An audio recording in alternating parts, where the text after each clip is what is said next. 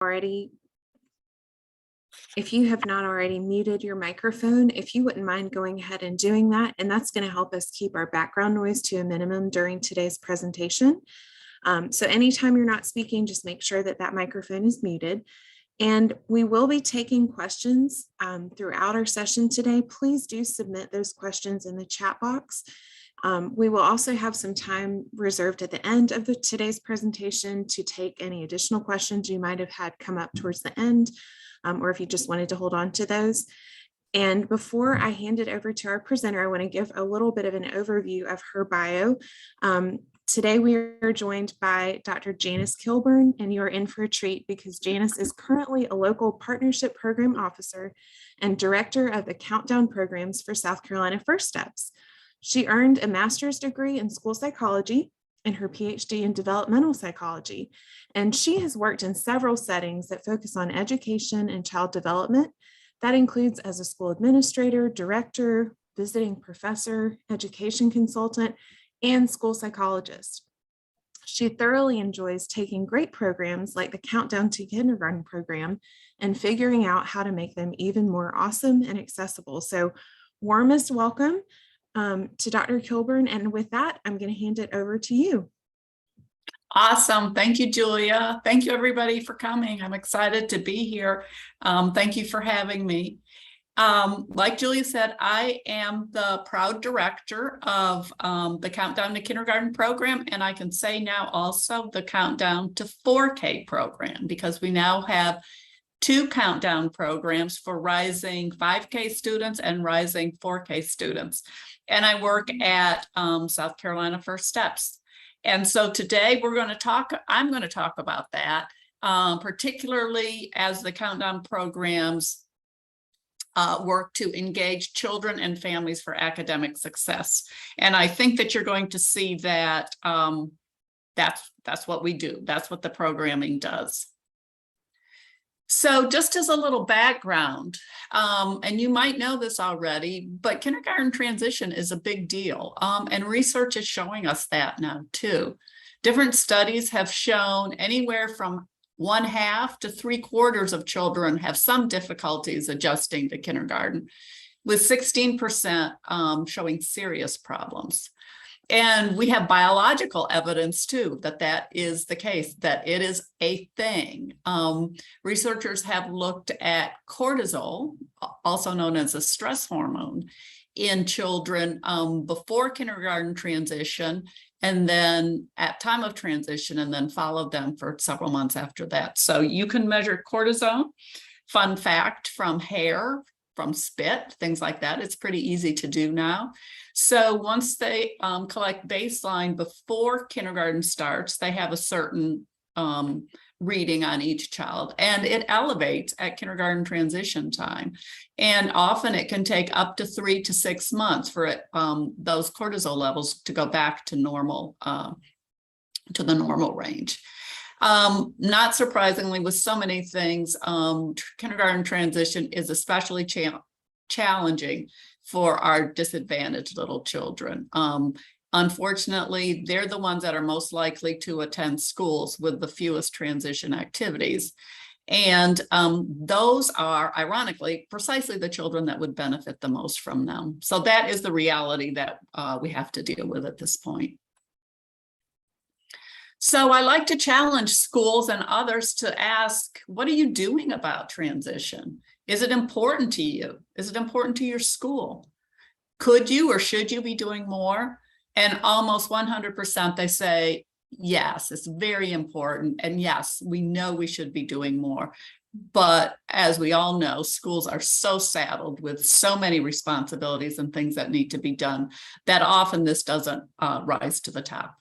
And I want you to know that that's why South Carolina First Steps and your First Steps local partnerships are there, because as we go through this presentation, I'm going to show you, we take a lot of the responsibilities and the tasks off of schools. And so they can count on us to take care of a lot of things that typically they would have to be worried about with other programming or initiatives. So I'm going to start and tell you 3 stories about 3 children. And the point of this is to get you to thinking about how any transition activity is not going to be one size fits all, that some children are going to need more or different types of services. So these are real First Steps children, but I'm going to make up the scenarios about them. So little Madison is in the upper left-hand corner. Neither Madison nor her mother expresses it in words, but they are terrified of Madison starting kindergarten. Madison has heard a little about it, but it's confusing. She's never been in a preschool setting before. Plus, life has been pretty complicated and stressful lately. The 2 of them recently moved across the state to escape abusive relationships and move in with Madison's grandma. Money has been tight, and there are many more concerns than getting Madison ready for kindergarten. Besides not being prepared with pre-academic skills, Madison has not yet mastered managing her emotions. Her go-to response when she is scared is to kick and scream. So now let's consider little Tyler down there.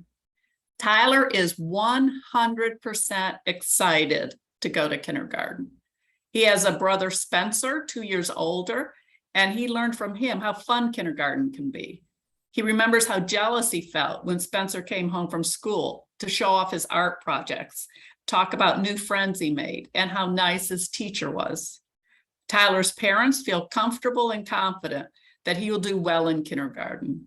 They've come to see the school as a welcoming place, and they understand kindergarten expectations. They feel like they understand the school culture. They already know the principal, school nurse, and most of the kindergarten teachers. They know how to access the school menu and the school supply list from the school website. And they have plans for how Tyler's evening and morning routines will go when he begins his kindergarten year. On the right is Stephanie. Stephanie is excited and nervous about starting kindergarten. She doesn't speak English, and neither do her parents. Both parents work long hours in manufacturing, and so aren't able to give her the attention and support they want. Plus, they're hesitant to get in touch with school personnel because of language barriers. So that's just to get you a feel. I don't think that it would be uncommon for a kindergarten teacher to have all 3 of these children in his or her classroom on any given year. These are, when we think about kindergarten transition practices, there's low intensity ones, such as maybe a letter home to parents. There's high intensity ones, maybe an open house at the school, for example. And then there's super high intensity programs. In the research, there's very few instances of examples of high intensity practices that are as super high as Countdown to Kindergarten and Countdown to 4K are. The goals of Countdown to Kindergarten are to increase family awareness of kindergarten expectations, ensure a smooth transition to school, and create a positive relationship with the family. I think this video, it's less than 3 minutes, but I think it really captures what Countdown is all about and what it looks like. These are real live Countdown teachers, Countdown parents, Countdown children, Countdown schools. So we'll give it a whirl. Starting kindergarten can be a stressful experience, especially for children with challenges that place them at risk for early school failure. Countdown to Kindergarten eases this transition and promotes long-term academic success by engaging children, families, and teachers in a series of one-on-one visits during the summer before school begins. Countdown to Kindergarten gives me a chance to go into the child's home. I can see what their home life is like. I can see things that they need, can better prepare them for when they come to school. Teachers complete 6 visits with each participating family, 5 in the family's home, and a final visit in the kindergarten classroom. While I'm working with them, it lets me know the things that they can do on their own individually, because I'm already making notes in my mind so that I know what they can do, and I can build my curriculum for them when they get to school. I already have a plan for each of them individually. Countdown to Kindergarten works by developing the strong relationships and mutual understanding among parents and educators that we know is critical for kindergarten success. Countdown to Kindergarten had me prepared to know what I could expect from Marley, what level he needed to be on, and what I could do to help him as far as going throughout the kindergarten. It relieved a lot of stress on me knowing that he's in safe hands. I would love for all teachers to consider doing Countdown to Kindergarten to build that relationship and to have the kids feel comfortable coming to school, because if they're comfortable, we're going to get so much more out of them academically. So proud to be a South Carolina First Steps Countdown to Kindergarten ambassador to help watch the children that I have worked with succeed and watch them grow up and know that I had a hand in making that foundation possible. Countdown to Kindergarten is an initiative of South Carolina First Steps, the state's dedicated early childhood agency and a 501c3 nonprofit organization. Join our mission to ensure that all children start school ready to reach their highest potential. Learn how at scfirststeps.org.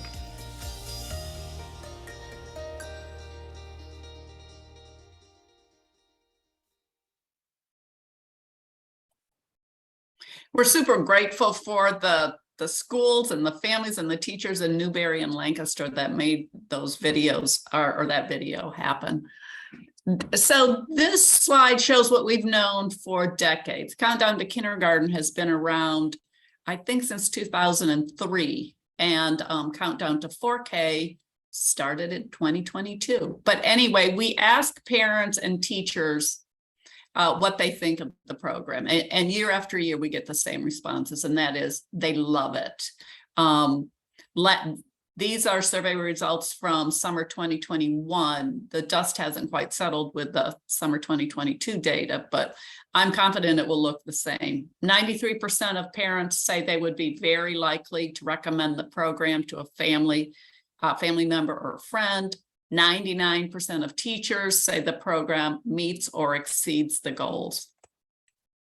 So while that information is great, we haven't until very recently been able to think about compared to what? Yeah, Countdown is good, but compared to what? What if the kid just stayed home? Would that be okay? What if they just got a letter from the soon-to-be teacher? Would that be okay? So we're so excited that we're finally able to do some research looking not just at Countdown children, but how are they doing in key ways in comparison to similar children who were not enrolled in the Countdown programs. And when I say the Countdown programs, in this case with all the research, of course, it's Countdown to Kindergarten. So this is new information, new data that we've looked at. Last year, we randomly selected and invited teachers to participate and report on students in their class, both who were in the Countdown program and were not in the Countdown program. And what we saw, and we're looking for statistically significant results. Everybody wants those. And what we're seeing is, not surprisingly, the differences are most striking in the areas of homeschool relations and family engagement. So that's kind of what the Countdown program is about, actually. So we're not surprised with that.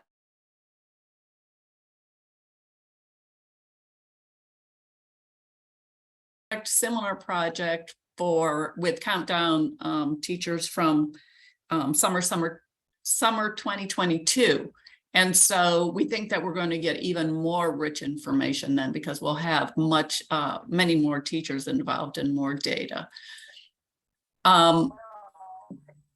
Teachers also told us more that the Countdown parents, I'm sorry. This is a piece of the study where we talked to Countdown and non-Countdown parents themselves. The evaluators interviewed parents in those classrooms.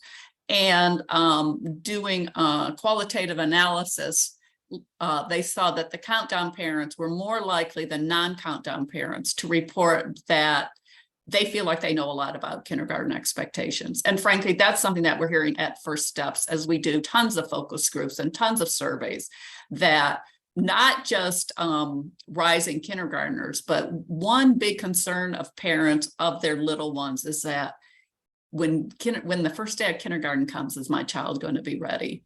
And often they don't know what that means. What does that look like? So the countdown parents were more likely to say, yeah, I get it now. I understand what countdown or what kindergarten expectations are. They also are more likely to say they have a great relationship with the child's teacher, that they feel connected to school, that they'd be likely to contact the teacher or the schools if they had questions or concerns. They noted that they were more likely to say that their parents or their children were prepared for kindergarten, that the adjustment was easy, and that they liked school. This is another small project that we did. Actually, this was several years ago, before the pandemic, actually. And so we are looking to expand this kind of research too. But this is looking at KRA scores of kindergarten students compared to similar children who are not in the countdown program. So you can see this is from data in 2018, 2019, very small sample, one school district. Shout out to Lexington too. And so you can see the orange bars here are the countdown children. The gray bars are similar children who were not involved in the countdown program.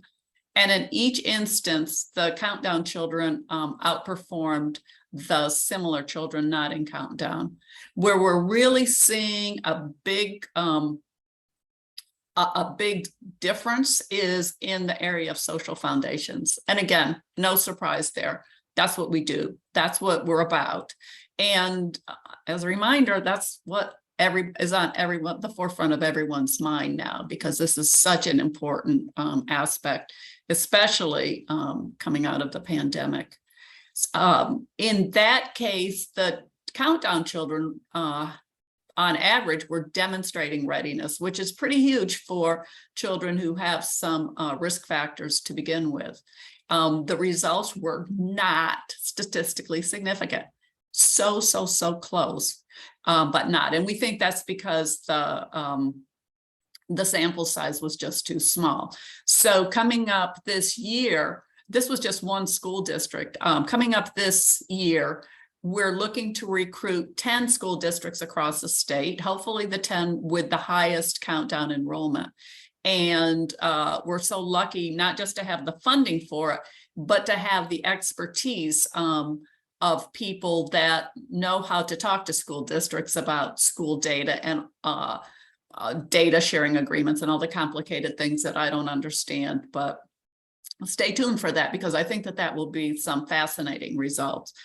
Certainly will be informative. Similar to this, though, countdown children compared with similar children that were not in the countdown program.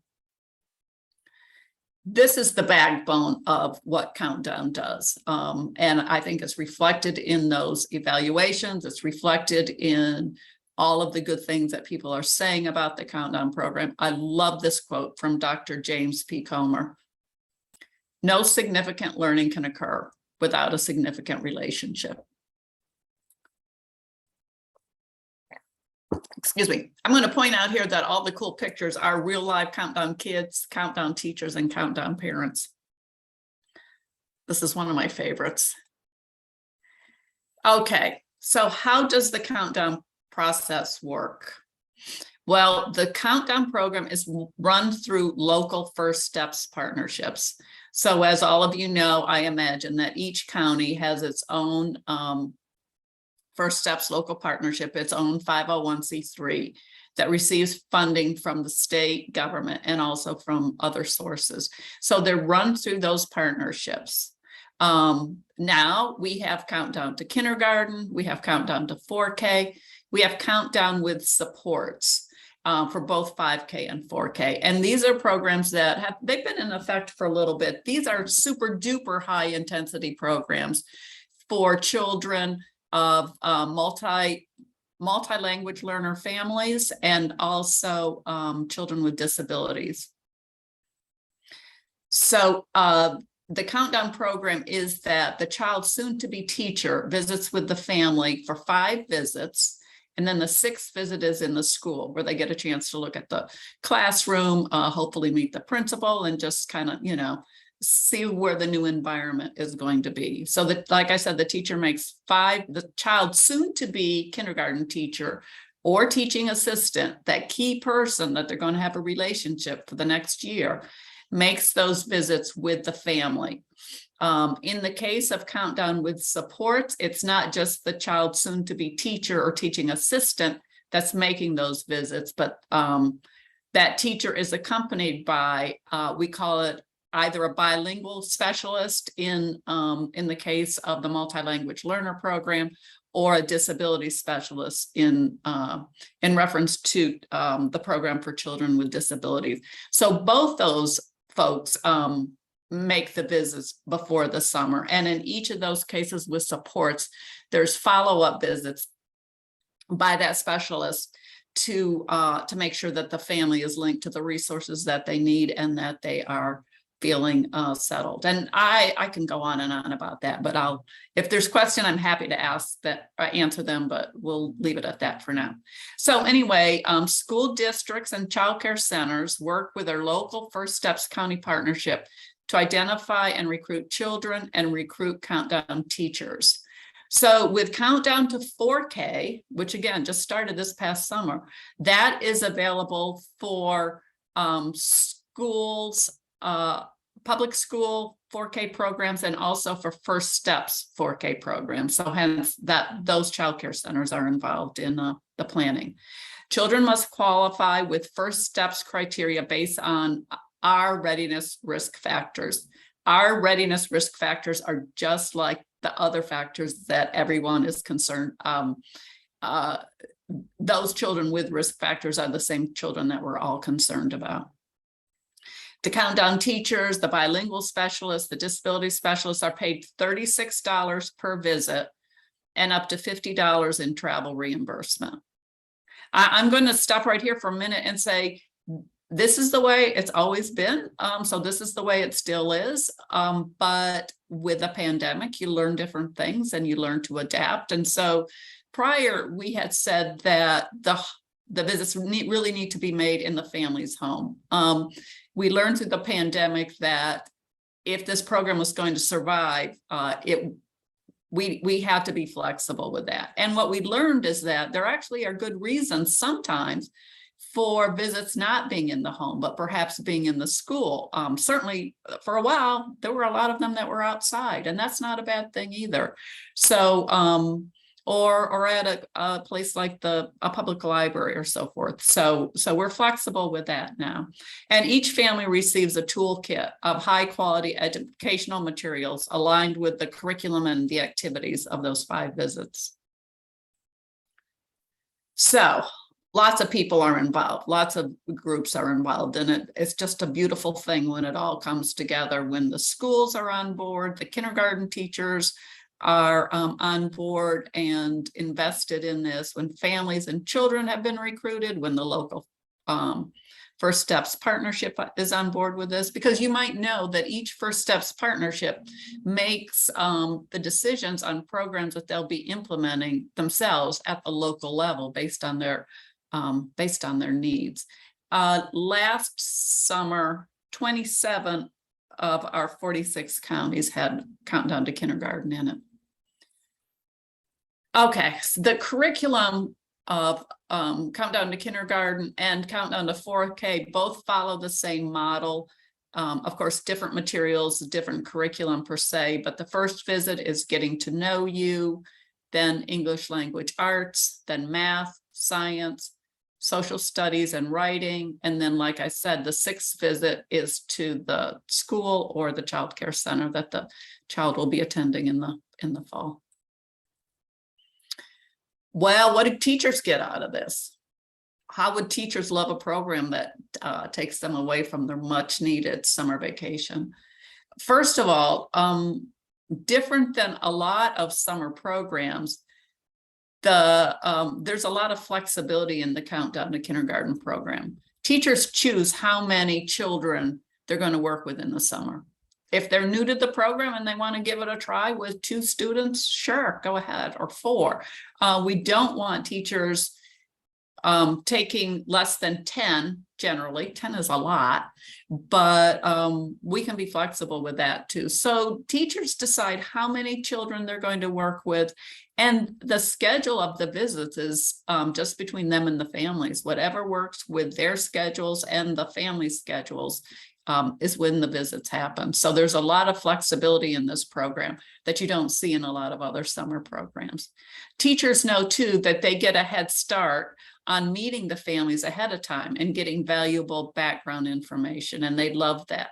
I think you saw in the video too that discovering children's strengths and areas to address in terms of pre-academic skills is important to teachers, and getting that trust and developing a collaborative relationship with the parents is what happens. And teachers have told me, you know, like, you might have to call mom home. You might have to call mom sometime if things didn't go that great in the classroom today. And those phone calls are so different with Countdown parents, because the teachers say, that mom's got my back now. Excuse me. They're both on the same team. They've developed a collaborative relationship, and they know that they both want what's best for the child. The curriculum of the programs are aligned with the South Carolina learning standards, kindergarten learning standards, in the case of Countdown to Kindergarten, and early learning standards with 4K. The materials and books are given to the child in the program. Over the years with Countdown, teachers tell us what they like and what they don't like, and we listen to that. They're actually pretty vocal about what they don't like, but that's a good thing. Now they're saying, please don't you dare change any of the materials in the Countdown to Kindergarten toolkit. In the case of if they're making home visits, we give them training and support in that, knowing that teachers, this is not something that they might typically do. They probably didn't get any training for making home visits. We give training in strength-based practices, and there's support throughout the program, both online and with their local partnerships.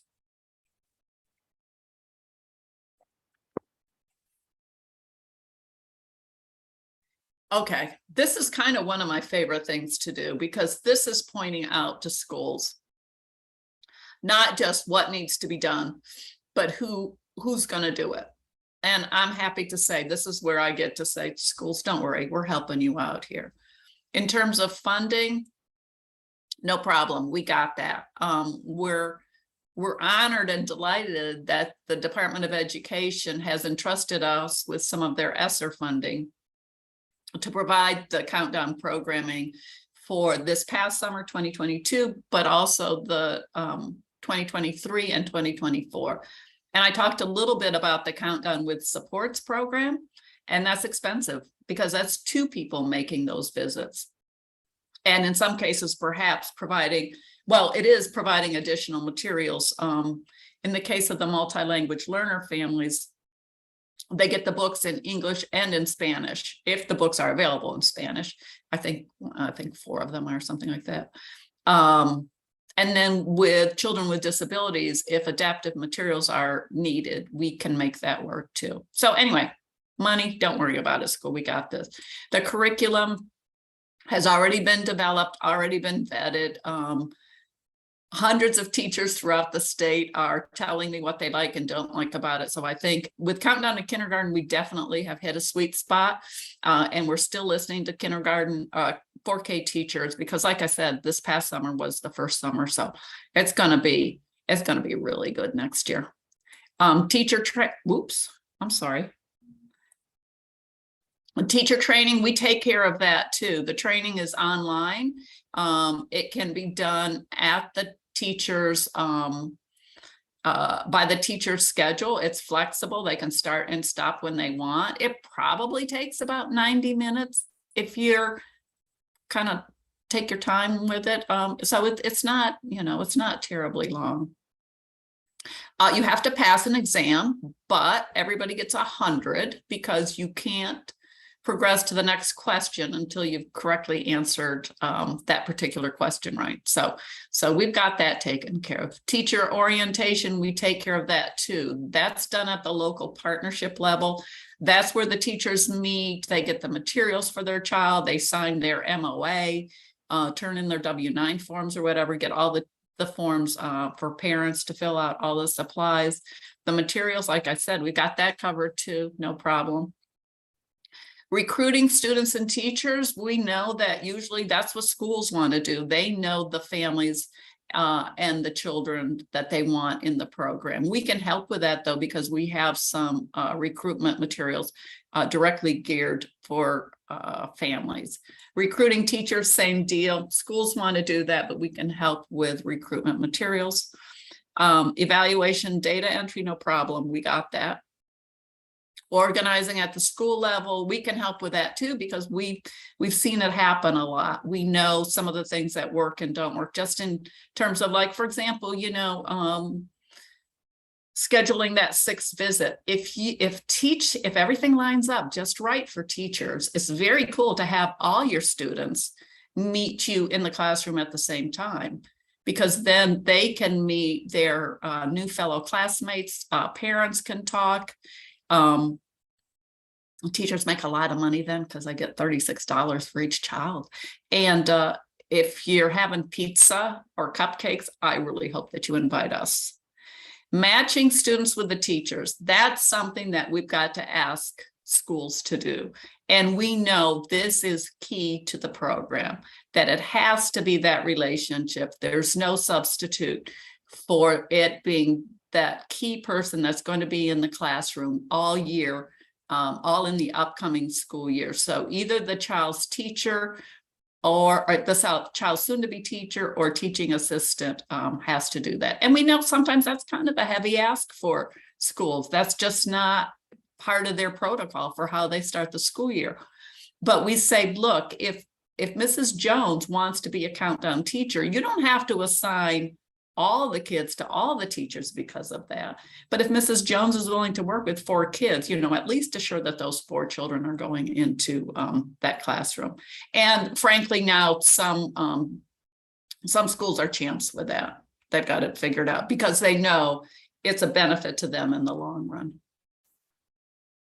Okay, so this past summer, like I said, the dust hasn't settled yet, but it's going to be the biggest one ever. We typically have 1,300 to 1,400 children enrolled each summer in the state. Obviously, 2020 was different, but we plugged along. We had 400 kids that year.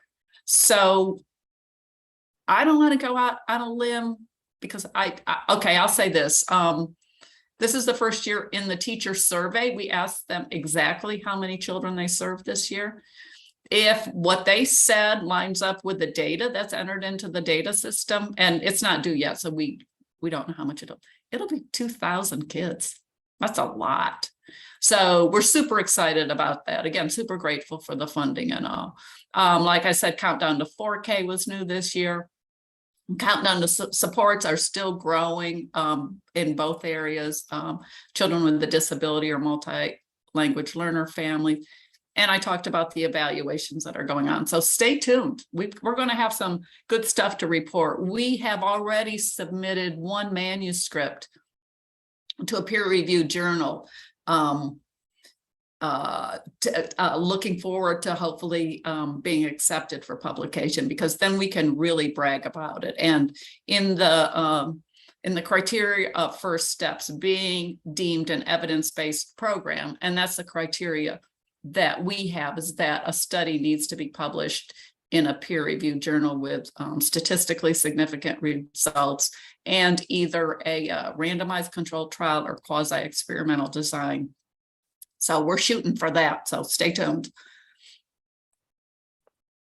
Okay, so this is where I tell you, I didn't exactly tell you all the truth when I first talked about these 3 kids, because I did make up the story about Madison. That little girl, I don't know what her name is, or that little boy is probably not named Tyler, but that is Stephanie on the right. And Stephanie really wasn't able to speak English when she started kindergarten, nor could her parents speak English. And the parents did both work long hours in manufacturing and couldn't give her the attention that she wanted. But anyway, this picture was taken a little over a year ago. This is Stephanie now. Stephanie was the Lancaster High School's 2021 valedictorian. This is a class of over 300 students. She's currently a sophomore at Duke, having earned a full scholarship. She's the first in her family to attend college. Stephanie's goal is to someday be a neurologist. We're pretty sure she's going to meet her goal. At Duke, she's on the pre-med track with a major in neuroscience and a minor in chemistry. This past summer, she earned a Science and Society Fellowship. She was working on a summer research project connected to Duke's medical school, where she had an opportunity to study neurobiology research. So here's Stephanie, that little girl, maybe that little scared girl standing there with her kindergarten class photo. And then the picture on the right is Stephanie a little over a year ago being reunited with her countdown to kindergarten teacher. This is Mrs. Anderson, Mrs. Medina Anderson from Lancaster. She has since retired, but I wish I could have been there too. Yeah, me too, Julia. I love this story. Anyway, it was obviously a great reunion, I'm sure. Right back to my favorite quote, and I think if Stephanie and Mrs. Anderson's story doesn't sum it up, I don't know what does. No significant learning can occur without a significant relationship.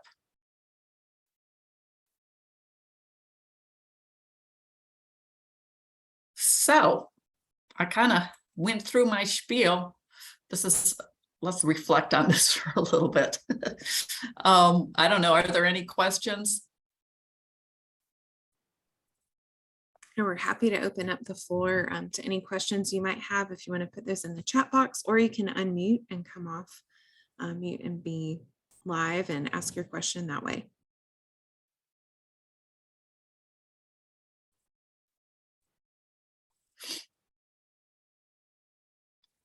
Julia, as far as from your perspective, do you think I hit all the notes? Were there any boy, I wish you would have explained this a little bit more? I think that was fantastic. And what I loved so much was the picture of all the collaborations, like realizing how much First Steps has partnered with the State Department of Education, as well as other entities, and districts. I mean, you can't get these kinds of outcomes and stories if there is not trusted partnership across sectors. So I think it was fantastic, and I love the data and the feel good stories as well.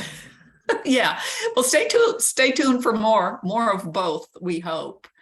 I will say the most recent kind of the pilot project that we did, where I showed you those statistically significant results with homeschool relations and family engagement. And that's what we submitted for publication, that we also looked at social development of the children and academic progress.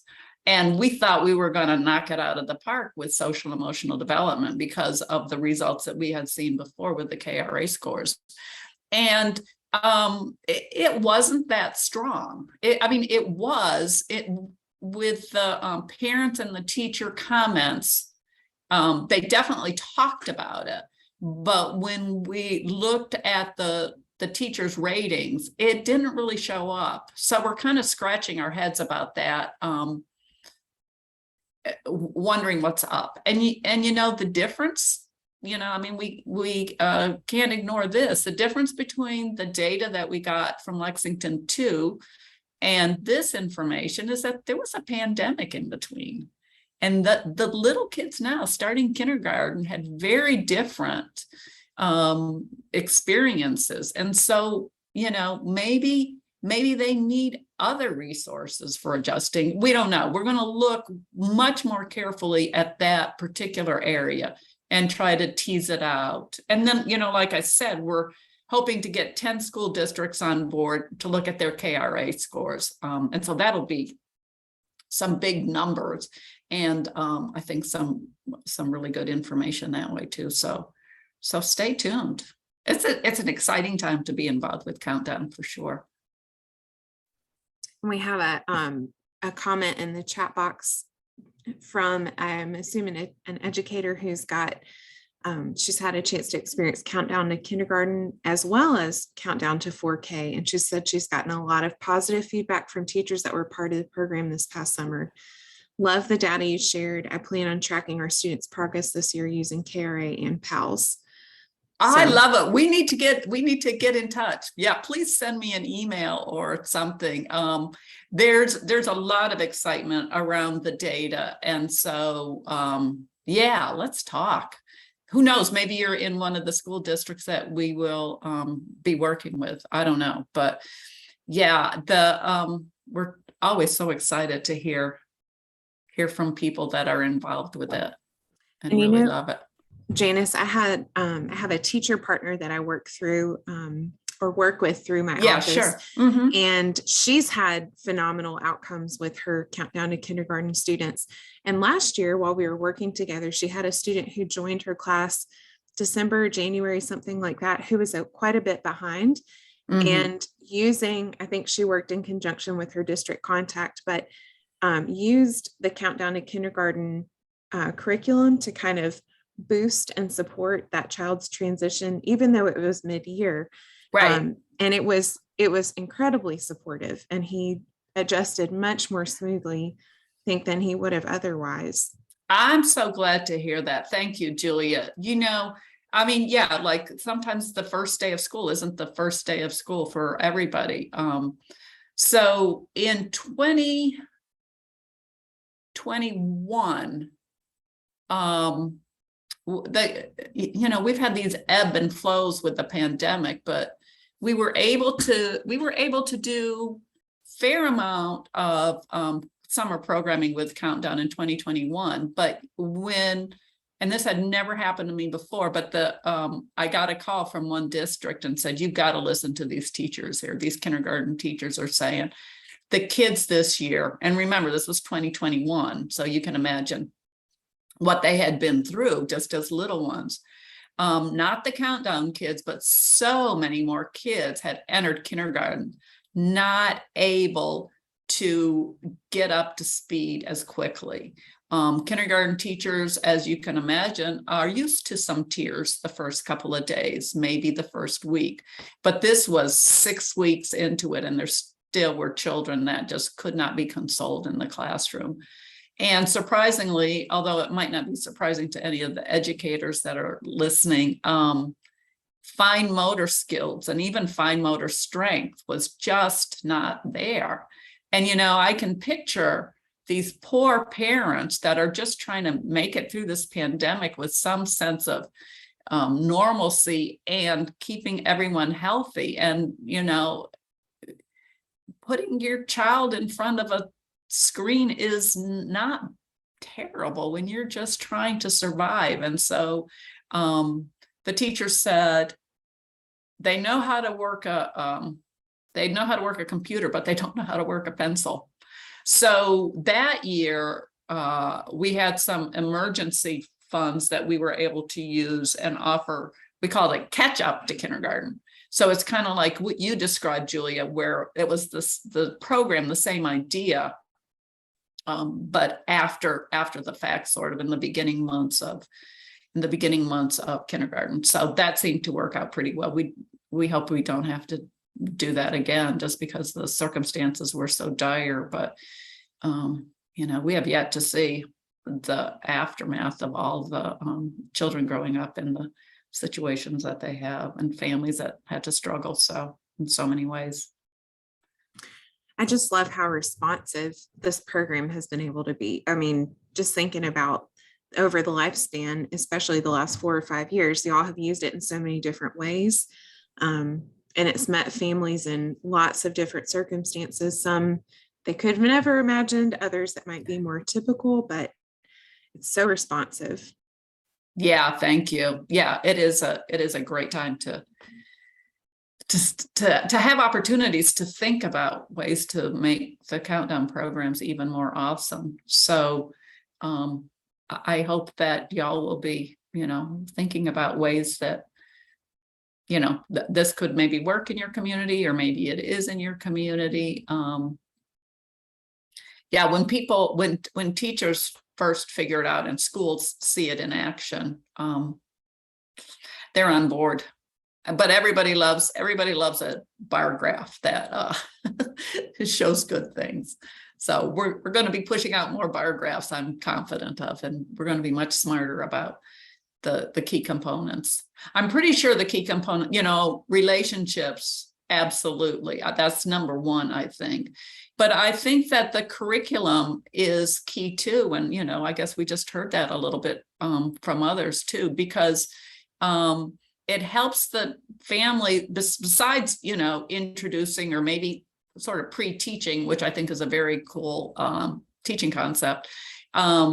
It helps parents understand what kindergarten expectations are, plus things that they can do in the home to promote that learning. So I think that it's relationships, it's curriculum, and it's materials too. And that's what the research has shown us, is that parents from disadvantaged situations need those materials. I mean, that's really important. It's not something that would be nice, it's that they need them. And so I think that I think that those are the 3 key pieces of the countdown programs. And so that's something that we're thinking about. How could we maybe even make this program more accessible?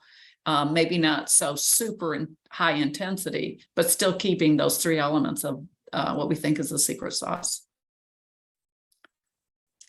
Well, we've got about 2 more minutes until our room is going to close to process the recording. But Janice, if you want to put up your email address again, in case folks want to get a hold of you. Yeah, please do. Because it sounds like there's some budding networking opportunities. And maybe even some data sharing. We love that. Yeah.